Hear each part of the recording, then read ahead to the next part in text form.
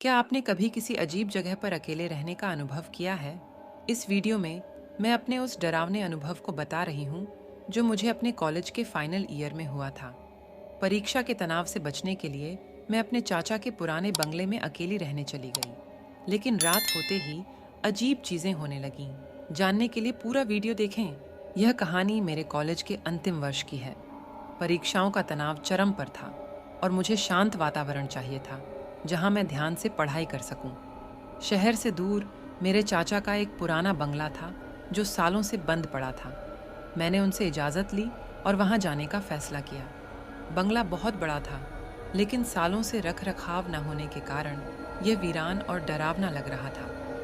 Furniture धूल से ढका हुआ था, दीवारों पर दरारें थीं और हवा में एक अजीब सी गंध थी। मेरे रोंगटे खड़े हो गए, लेकिन परीक्षाओं की तैयारी ज़्यादा ज़रूरी थी, इसलिए मैंने डर को नज़रअंदाज कर दिया। कुछ दिन तो ठीक गुजरे। दिन में मैं पढ़ाई करती और शाम को बरामदे में बैठकर किताबें पढ़ती। एक शाम अचानक बिजली चली गई। मैंने मोमबत्ती जलाई और पढ़ना जारी रखा। तभी मुझे एहसास हुआ कि अंधेरे में कोई मेरी हर हरकत की नकल कर रहा है। मैंने पीछे मुड़कर देखा, लेकिन कुछ नहीं था। बस दीवार पर मेरी अकेली परछाई डगमगा रही थी। मैंने सोचा कि शायद थकान की वजह से ऐसा लग रहा है। मैंने किताब बंद की और सोने के लिए अपने कमरे में चली गई। लेकिन जैसे ही मैं लेटी, मुझे फिर वही आवाज़ सुनाई दी। इस बार मैंने साफ देखा कि दीवार पर मेरी परछाई हंस रही थी। एक ऐसी हंसी जो मेरी नहीं थी, बल्कि किसी डरावनी चीज़ की थी। मैं घबरा गई और अलमारी के नीचे छिप गई।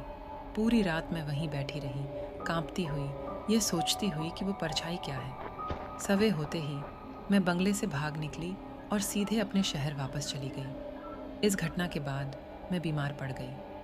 हफ्तों तक मैं उस परछाई के खौफ से उबर नहीं पाई। जब मैं थोड़ी ठीक हुई तो मैंने अपने चाचा को सब कुछ बताया। उन्होंने बताया कि उस बंगले में सालों पहले एक खौफनाक हत्या हुई थी। हत्यारा कभी नहीं पकड़ा गया। मुझे एहसास हुआ कि शायद वही अधूरा काम वो परछाई पूरा करना चाहती थी। इस अनुभव ने मुझे बहुत कुछ सिखाया।